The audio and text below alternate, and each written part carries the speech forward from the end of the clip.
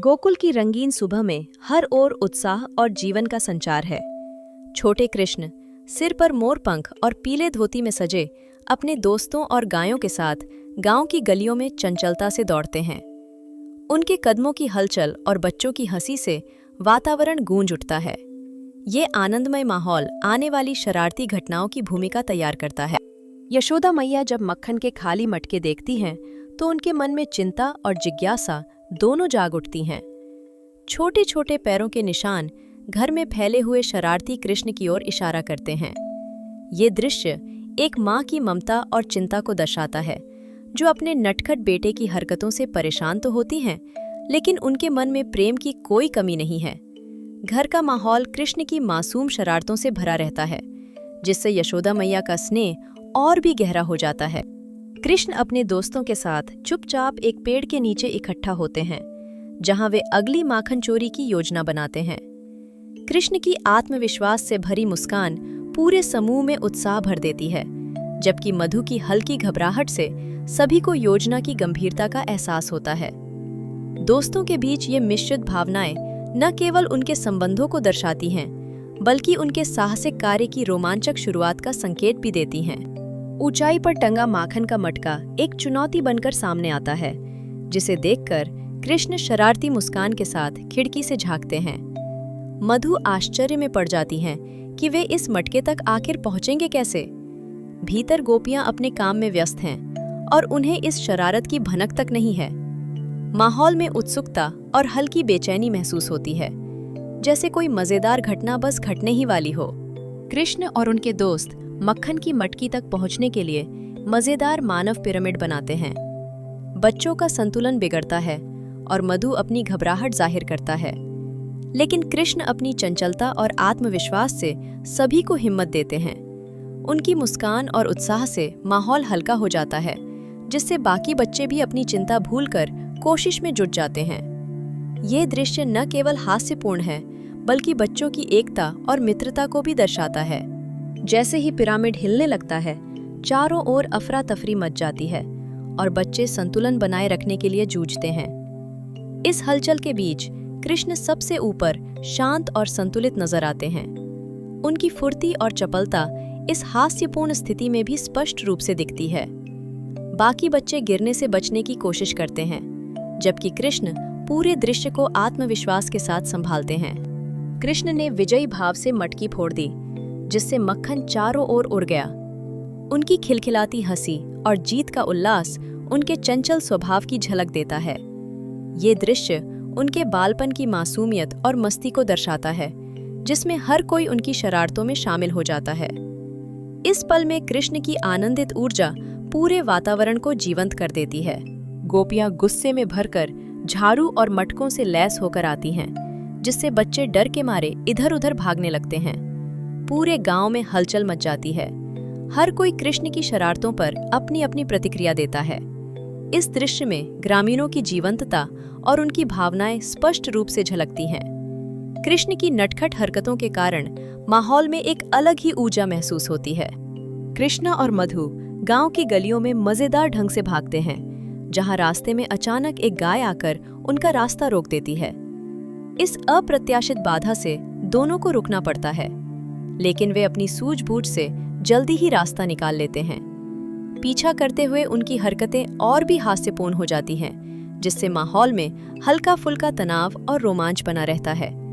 ये दृश्य उनकी चतुराई और तात्कालिक निर्णय क्षमता को भी उजागर करता है। बच्चे अपने रास्ते में गायों की भीड़ में फंस जाते हैं, जिससे चारों ओर अफरा तफरी मच जाती है। वहीं कृष्ण पूरी शांति के साथ अपनी गायों को सहला रहे हैं। उनकी उपस्थिति से जानवर भी सहसूस करते हैं। ये दृश्य कृष्ण और गोकुल की गायों के बीच अद्वितीय संबंध को उजागर करता है। बाकी सभी बच्चों की बेचैनी के विपरीत कृष्ण का व्यवहार दर्शाता है कि वे प्रकृति और पशुओं के साथ कितनी गहराई से जुड़े हुए हैं। गोपियां यशोदा मैया के घर पहुंचती हैं और कृष्ण की शरारतों की शिकायत करती हैं। वे अपने अपने अनुभव साझा करती हैं कि किस तरह कृष्ण ने माखन चुराया या उनकी मटकी फोड़ी। इस दौरान कृष्ण मासूमियत से पीछे खड़े रहते हैं, मानो उन्हें कोई जानकारी ही न हो। यह दृश्य गांव वालों और कृष्ण के बीच की चंचलता और स्नेहपूर्ण खींचतान को दर्शाता है। सबकी नजरें कृष्ण पर टिकी होती हैं, लेकिन उनकी भोली मुस्कान माहौल को हल्का बना देती है। कृष्णा अपनी माँ यशोदा मैया के सामने मासूमियत का अभिनय करते हैं, जबकि उनके गालों पर अभी भी मक्खन लगा हुआ है। वे बड़ी चतुराई से दोष से बचने की कोशिश करते हैं, मानो कुछ हुआ ही न हो। माँ बेटे के इस संवाद में स्नेह और हास्य की मिठास झलकती है। यशोदा मैया कृष्ण की शरारतों पर मुस्कुराती हैं, लेकिन उनके भोलेपन के आगे हार मान लेती हैं। ये दृश्य उनके गहरे प्रेम और बाल सुलभ चंचलता को सुंदरता से दर्शाता है। मधु सिर पर मक्खन का मटका फंसाकर जैसे ही आता है, सभी लोग जोर जोर से हंस पड़ते हैं। ये दृश्य न सिर्फ उनकी शरारतों की याद दिलाता है, बल्कि उनके मासूम और चंचल स्वभाव को भी उजागर करता है। मक्खन के प्रति उनका आकर्षण और उसकी वजह से हुई ये हास्यपूर्ण स्थिति माहौल को हल्का और आनंदमय बना देती है। इस घटना से स्पष्ट होता है कि उनकी शरारतें अक्सर हंसी और खुशी का कारण बनती हैं। यशोदा मैया आंगन में कृष्ण के पीछे डंडा लेकर दौड़ती हैं। उनके चेहरे पर दृढ़ता झलकती है। कृष्ण अपनी मासूम हंसी और शरारती अंदाज से छुपते छुपाते भागते हैं, जिससे ये दृश्य और भी आनंदमय हो जाता है। हर बार जब यशोदा उन्हें पकड़ने की कोशिश करती हैं, कृष्ण चतुराई से बच निकलते हैं। इस हल्के फुल्के पीछा करने के खेल में माँ बेटे के बीच का स्नेह और मस्ती साफ नजर आती है। कृष्ण एक बड़े मटके के पीछे छुपे हैं, लेकिन उनकी मोरपंख वाली पगड़ी साफ दिखाई दे रही है। यशोदा मैया मुस्कुराते हुए मजाक में ऐसा दिखाती हैं जैसे उन्होंने कृष्ण को देखा ही नहीं। इस दृश्य में माँ बेटे के रिश्ते की ममता और शरारत भरी गर्माहट झलकती है। दोनों के बीच का ये खेल उनके आपसी प्रेम और विश्वास को खूबसूरती से दर्शाता है। यशोदा मैया अंततः कृष्ण को पकड़ लेती हैं और वह उन्हें स्नेहपूर्वक गले लगाती हैं। चारों ओर खड़े बच्चे मुस्कुरा उठते हैं, जिससे इस दृश्य में प्रेम और अपनापन झलकता है। कृष्ण की उपस्थिति से गोकुल में हमेशा आनंद और उल्लास बना रहता है। माँ और पुत्र के इस मधुर संबंध को देखकर सभी के चेहरे पर खुशी छा जाती है। ये क्षण गोकुल के जीवन में प्रेम और सौहार्द का प्रतीक बन जाता है।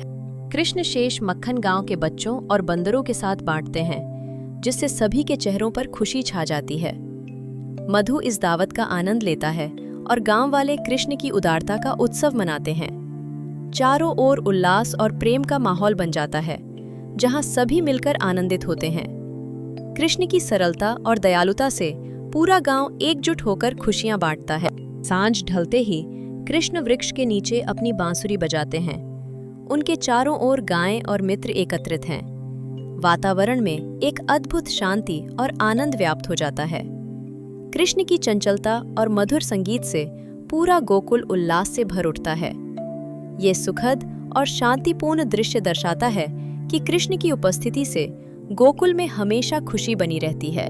अगर वीडियो पसंद आया हो तो लाइक, शेयर और सब्सक्राइब करना मत भूलना।